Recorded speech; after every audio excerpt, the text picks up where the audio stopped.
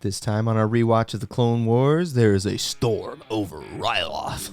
And we're going to talk about it. This is Sides of Coins. I always try to do that announcer voice, and the titles are just not living up to the hype. I like the announcer voice better than the Jar Jar voice or the I only dust every that other off voice. I only dust that off when Jar Jar's in it, man. It's a rare occasion. It's something to look forward to. Good. Oh my gosh.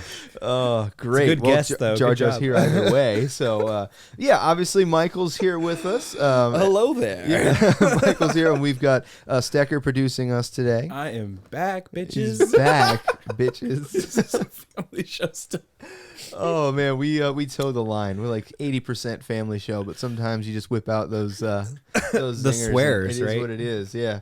Careful with the That's swears, like the Lion dude. King. Abby just like 2 seconds in, she's like, "Yeah, fuck your kids, man. Let's get into this." It's like, all right, cool. It's gonna be one of those episodes. Let's do it. Hey, it immediately changed the direction, so it was good. Yeah, it was great. All right, so let's get into this one. Storm over Ryloth. Basically, the Twi'leks are still in trouble. It was mentioned, in the supply lines episode all the way back with Jar Jar in it. And so Cham Syndulla's still been trying to survive and fight this war against the Separatist invasion to try to repel them and preserve the freedom for the Twi'lek people. And they're trying to break through. They being Anakin, Obi-Wan, and Ahsoka with their respective ships and everything. And it doesn't go very well because there's a Separatist commander who I'm certain has a name, but I don't know it. He's that guy. Villain number 27. He has lots of things to say. But he's actually competent, and he doesn't die. So. Yeah, it was pretty cool. I can't recall if he shows up again, but it'd be a missed opportunity if he doesn't. I want to know what that thing is on his visor. It's probably just Google glasses. It flips. Did you notice Yeah, it flips it flips around? like it goes a blue, red to red. blue. Yeah, And I'm like, it's like the phasers Maybe it's from like Star a, Trek. it's like like a 2009. motion ring. Yeah. We're on the same stupid page, the two of us. I thought his voice was great though. No, it was very cool. reminiscent of Phantom Menace. Yeah, Yeah, no, it was neat. I liked him a lot, and much so better Nemoidian than dude. There, you talk about voices. All right, so he basically beats Ahsoka and Anakin in this first attempt. Right. But then he pulls up all the information on Anakin, and he's like, they'll be back. I'm going to watch out for this and stand by for a counterattack, which of course Anakin does because Right. he's Anakin. And because he's Anakin. it was a pretty smart strategy, sacrificing admittedly a very large ship. I mean, Right. it's a big loss, but taking out the command ship at the same time and breaking through the blockade, it was pretty neat. And also It was going down already, man. we just talked about Thrawn. Right. We got to see Ahsoka come up with the Mark Sable maneuver, which was that's a good point. Thrawn's main move in the Heir to the Empire trilogy and all that. Right. So that's one of the changes. It was a nod to Legends at the time, Right. and now it's a recanonizing. Thrawn found out about it, and he said, "Wow, that's really cool," and so now it's his thing. But yeah, so the Mark Sable maneuver where they present the ships, they present the enemy the full bow, and then they can fire salvos from the top and the bottom, full broadsides from both, straight at, and then also they lure these other ships in, and then the fighters swing over the top and just bomb the shit out of And them. that confuses me a little bit because I feel like the primary purpose of that was for the fighters more so than the full Right, they double use that broadside in because the the book heavy more turbo so than- lasers on top of an ISD are on the top. Yes. Granted, the Venator class Yeah. ships have those weird long. I don't even know what those are. If those are the ion cannons or something, the weird floppy ones on the sides. I do know what you're talking about, yeah. But then, yeah, they still have heavy turbo lasers on the top and turrets, so they would actually not benefit as much from it as the ISDs. But But you see, side super technical note. You Sorry. still get to see the fighters fly out of the hangar and right, and they bomb can't the shit predict out of which the- direction they're coming from too, which is Exactly, cool. because they can't see it on the scope. So yeah, that was a neat thing to see. But then from there, they break through, and then you get to see them landing the troops, and then you move on into the next episode. So what did you think of the episode as a whole? The things that stuck out at you, on the good, the bad, and the ugly. Ahsoka was really cringeworthy, which was kind of the point of this episode.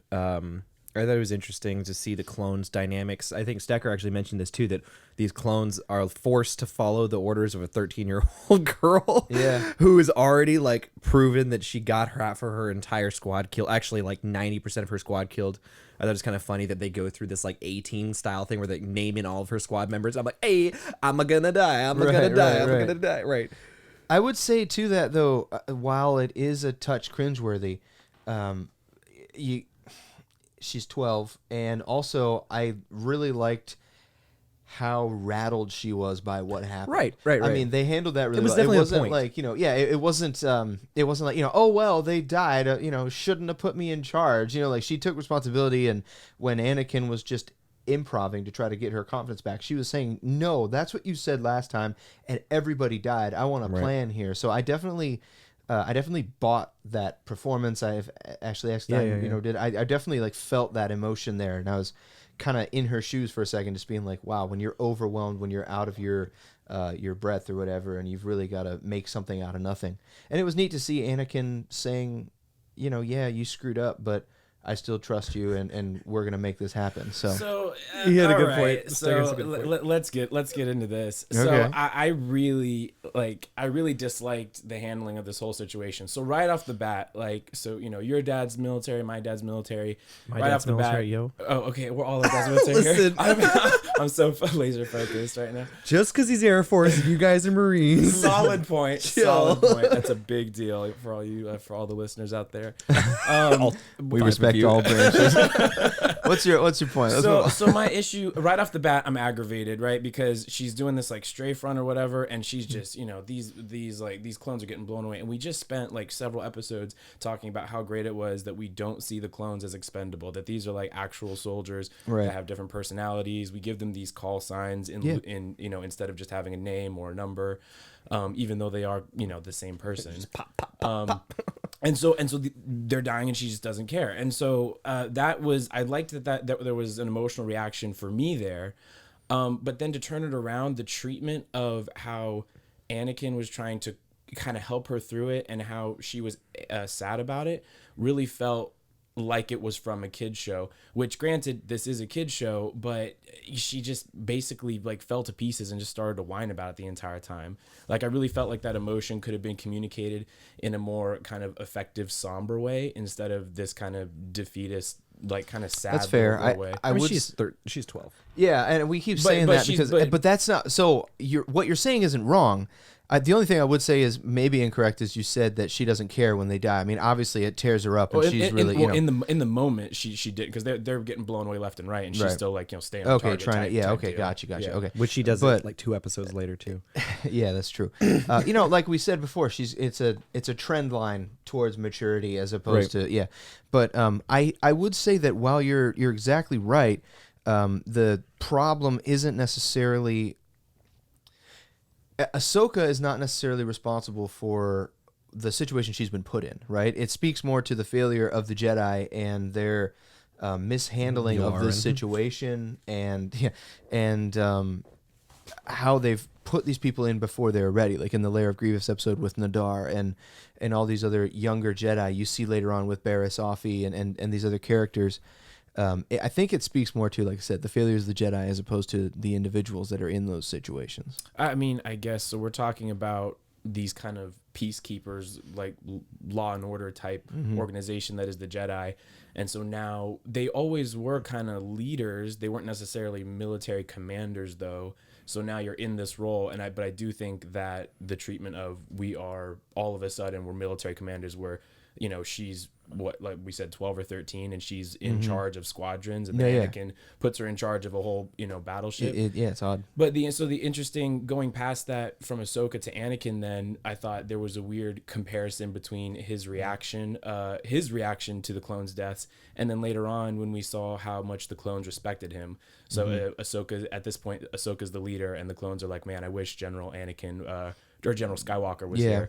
And the funny part is when Ahsoka was like, man, these people died, this means something, at that point he was like, he just kind of blew it off. There was just no acknowledgement of, you're right, you screwed up and like men died.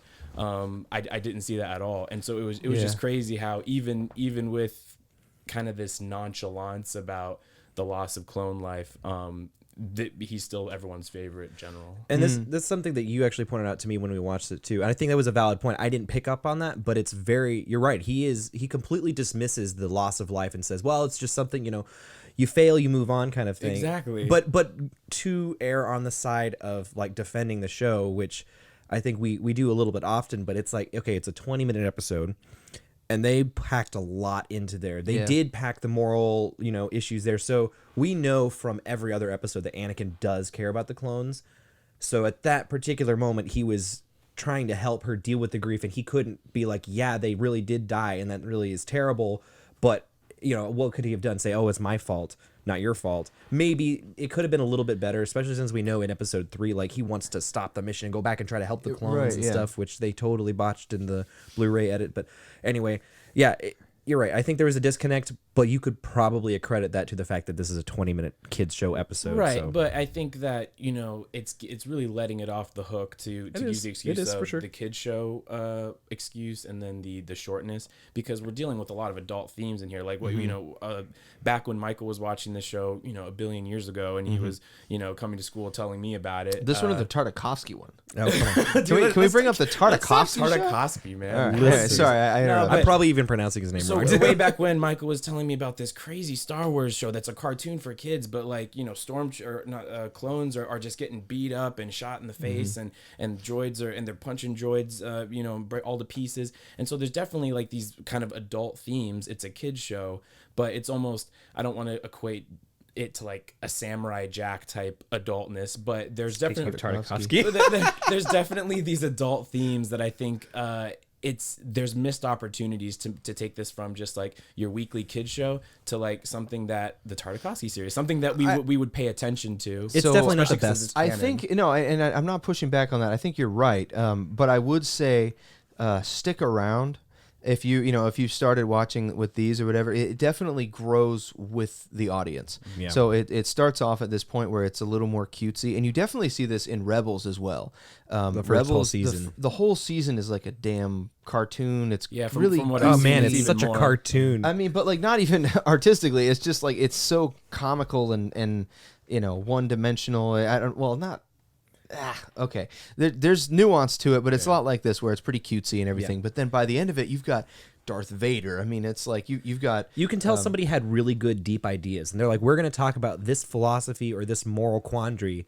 And then you can see it being squashed for the purposes of a children's show. Yes. For the purposes of fitting into a smaller time block, for the purposes of making it more palatable to children.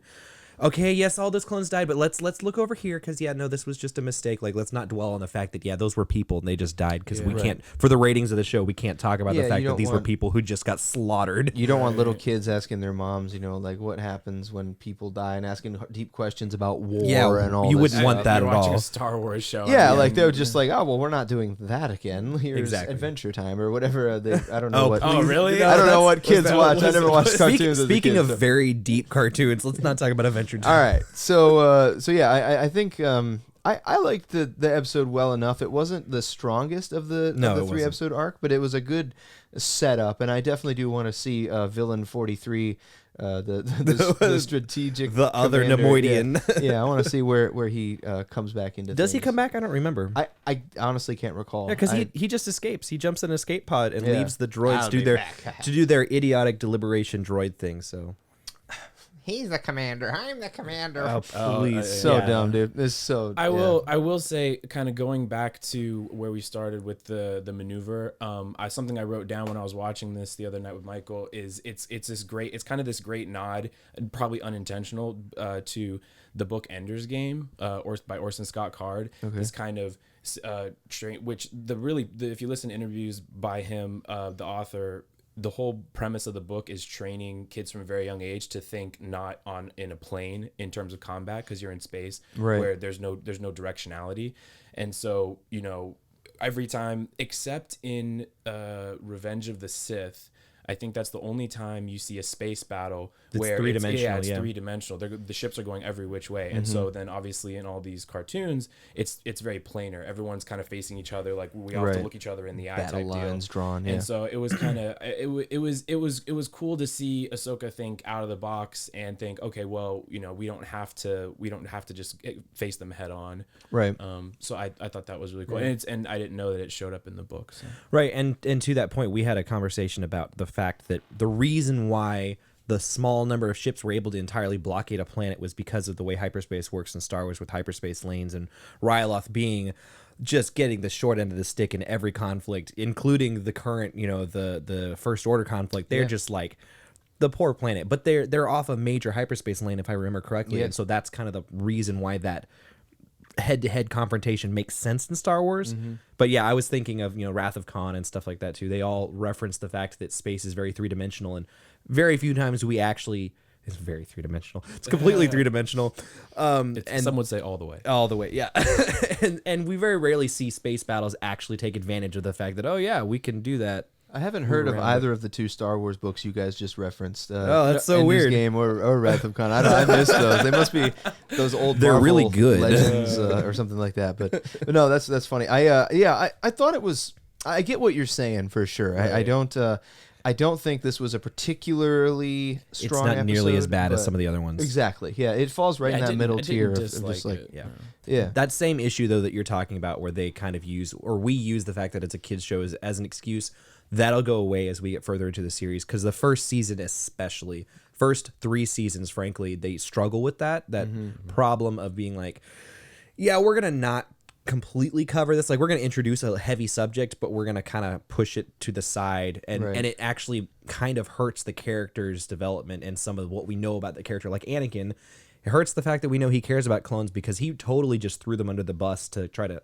So we don't see that happen later on. Yeah, because well, they learn how to make the series better. Even so. right now in this arc, it's crazy. So in the next episode, we're gonna see some very adult themes, and I'm not talking adult like R-rated Human type stuff, shield but adult themes. But we're just gonna see some very real world stuff, and so I think it's just a strange middle ground that the writers decided to take, where you know we didn't deal with certain things. We just kind of left it out there. I think you're exactly right, and that's why this show is so good. Is we spent like 20 minutes talking about how adult this kids show is and why it isn't more adult because it's so adult. Exactly, yeah, and I think that's a good spot to sort of transition in, because you mentioned a lot of the next episode, and there's a lot of stuff that will probably relate to this conversation in the next episode. So we'll be back then to discuss that one further. This has been Sides of Coins, and we'll see you next time.